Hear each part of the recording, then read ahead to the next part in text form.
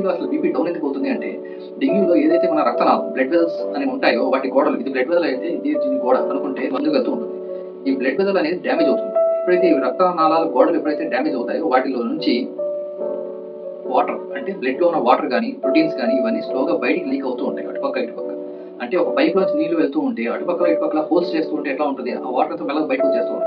అట్లానే డెంగ్యూలో గూడా మన రక్తనాళం మధ్యలో డ్యామేజ్ అవ్వడం వల్ల చిన్న చిన్నగా వాటి రక్తంలో ఉన్న నీరు గాని, నీరు శాతం గాని, ప్రోటీన్స్ గాని ఇవన్నీ స్లోగా బయటికి లీక్ అవుతూ ఉంటాయి. బయటికి అంటే ఎక్కడికి అంటే మన రక్తనాళం ఎక్కడైతే ఉందో అంటే ఊపిరితిత్తులో ఉంది.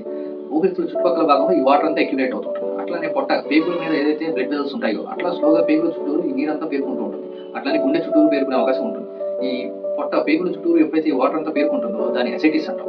అట్లానే ఊపిరితిత్తుల చుట్టుపక్కల ఎక్కడైతే వాటర్ పేరుకుంటుందో దాన్ని పల్మనరీ ఎడిమా, మళ్ళీ ప్లూరల్ ఎఫ్యూజన్ ఇట్లా అంటూ ఉంటాం. అట్లానే గుండె చుట్టుపక్కల భాగంలో ఎప్పుడైతే ఈ వాటర్ అనేది పేరుకుంటూ ఉంటుందో దాన్ని పెరికార్డియల్ ఎఫ్యూజన్ అంటాం.